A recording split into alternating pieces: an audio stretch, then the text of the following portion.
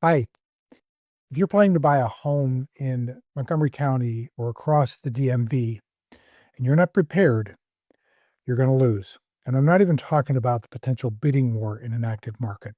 I'm talking about through the transaction and even years after you've made the purchase. I'm going to show you how to fix that here. Buying a home isn't like going to Kmart or some other department store to buy your winter wardrobe. There are many moving parts. There are lots of things to worry about. There are timelines and datelines, costs, and all of those things come together in a very complicated legal process. And if you don't know what you're doing and you don't abide by or set up a certain set of rules for yourself, there could be trouble. And the trouble could be short term, it could be long term, and it could be costly. So that's what we're going to talk about here today. I'm going to give you 10 tips to follow to help you make the most of your home buying process and make the transaction something you look back on years later saying you did it right. All right, so the first tip is to start early. Give yourself plenty of time. You want to make sure that you have your finances in order. You want to make sure that you have a pre approval in place and not just some sort of pre qualification that's based on a flimsy quick look at your credit. You want to have a lender letter that says you can afford what it is you want to buy. This serves a couple of different purposes. You want to know that you can afford what you want to buy, and you want to know what you're going to look at as something you can afford. Otherwise, it's just going to be a lot of frustration and drama throughout the process. You want to lay out a plan so that you know what it is you're looking for in the first place. If you don't have a plan that way and don't know what you're looking for, you probably aren't going to find it. The biggest aspect to allow time for is the actual search. And you don't want to just simply allow enough time to go looking at houses and finding ones that you want. You're gonna have to allow yourself time to lose. If you're searching in a market that's got some competition, that you might be up against some other bidders on the same houses in the same neighborhoods, and you don't allow yourself time to lose a few before you win, then you could be up against deadlines, and that can be very frustrating and very stressful. So give yourself enough time to get your finances in order, to lay out a plan, and then to give yourself enough time to find what you need by the time you need to have it. Some of you have deadlines on leases, you have a house that's already under contract. So you want to make sure you have enough time to find what it is that you want, that you can make the process, you can make the purchase without having undue stress and upset. And the second thing is get a strong pre-approval letter from a local reputable lender. A lot of people would tell you to go shop around, get 3 quotes before you even jump in a car. I'm not sure that's a good idea because A, you can't nail down a quote for an actual loan until you actually have a property under contract.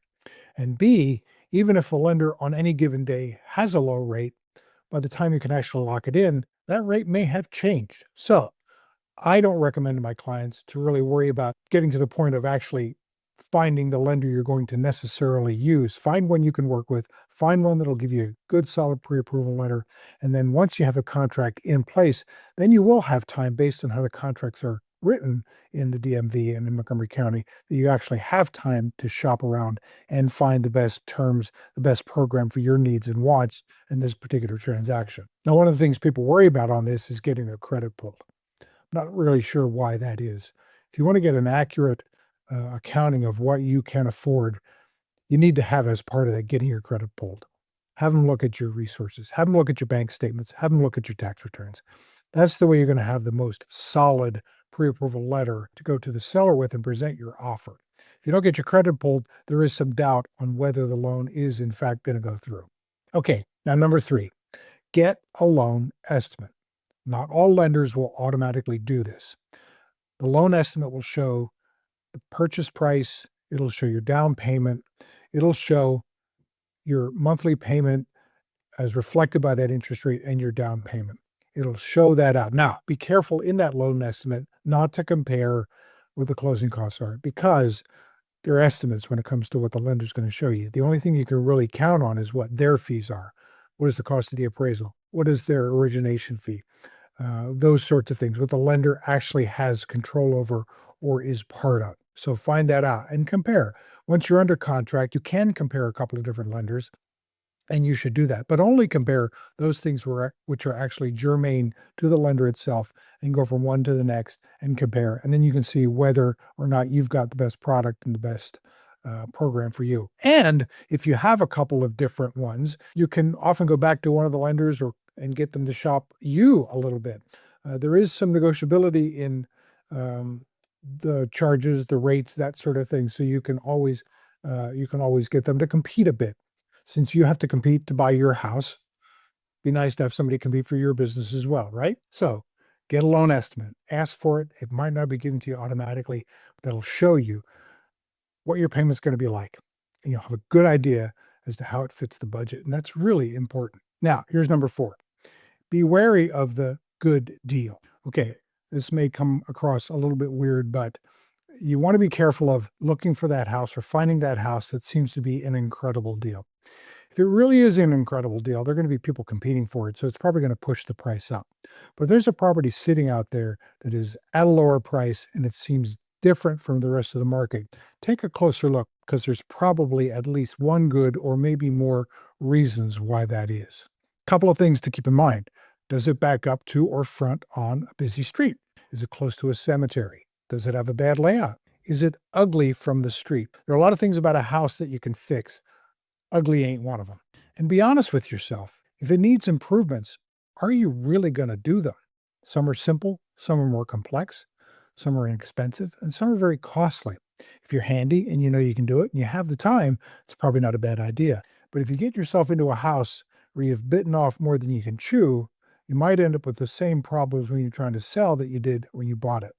So you might pass along to another buyer the good deal that you couldn't pass up. There are a lot of houses out there where they were renovated without a real plan. And because of that, they're not seamless. The layouts are goofy. You have to walk through one room to get to another. The kitchen's not usable. The dining room's in another part of the house. So be careful. Don't buy something that isn't at least to some degree intuitive and has a good flow to it because it'll drive you nuts while you're living there. And then when you try to sell it, you'll have the same trouble selling it that the seller did when they sold it to you. Okay, here's number 5. Don't talk yourself into a house. If there are concerns about the house, pay attention to them. Those concerns could be very real, very valid. If you have to talk yourself into a house, it's probably not the house you want to get. If it's a house you can't get out of your head, that's a different story. But if it's a house you have to talk yourself into, it may not be the one that you really want to consider. If there are things about the house that you feel are not right or weird or odd, or you just can't reconcile them, you're not alone. A lot of people are going to have the same thoughts you do. And when you go to sell the place, those buyers are going to have the same issues that you do, and they're going to have the same difficulties buying it as you did. So you might pass along a property that is just as undesirable as it was when you bought it, which was the reason it was such a good deal. Okay, here's number 6. Always get title insurance. I can't stress this enough. It's relatively costly, but you only pay for it once. The benefit to not buying it can be very, very costly and very, very stressful. I mean, the cost of a title issue could be as high as the purchase price for the house, and you don't want that. The few grand it's going to cost you is usually well worth it, even if you didn't have to use it. Imagine unpacking your brand new house and somebody knocks on the door to say that they were in a legal battle with the previous owner and that the house is actually theirs and not yours. Now, it may be untrue, but what's it going to cost you to defend that? So that's why you have title insurance, protect you against ownership issues from the past. So I always recommend buy title insurance. There are 2 forms. One protects the lender and one protects the buyer. The buyer's policy is completely optional. The lender's is not. So you don't have to buy coverage to protect yourself, but I highly recommend it in all cases. Take a look at it, make your own decision, but it is not something I usually tell people that it's a good idea to avoid. And here's another tip that I usually recommend. This is number 7. This is get a survey. Now, if you're buying in a developed community that's been sold many times over the years, this may not be as big a deal. But as a property that was in an older neighborhood and it was sold during times when all the records weren't kept as cleanly as they are today, uh, you may find that what you thought was 3 acres is only an acre and a half. So get a survey. The cost of a survey is usually only a few $100 for the type needed for the transaction. So I always recommend get a survey. You don't need it. Sometimes it can be waived. And if you feel confident about it and you look it over and it's part of a neighborhood that's been pretty stable for the last 50, 75 years, then maybe you can consider not doing it. But I think it's a good idea compared to the cost. It's not like it's thousands of dollars. Two, three, $400 in many cases. That's the cost of the survey, and it can protect you from questions about your boundaries later. Here's another one. Number 8, always inspect. I don't know how people could actually buy a house without inspecting it. I have seen thousands of houses in my career. I would not buy a house without having a professional come through and inspect it. You can look, you can check it out, and there may or may not be serious issues to contend with, but how are you going to know?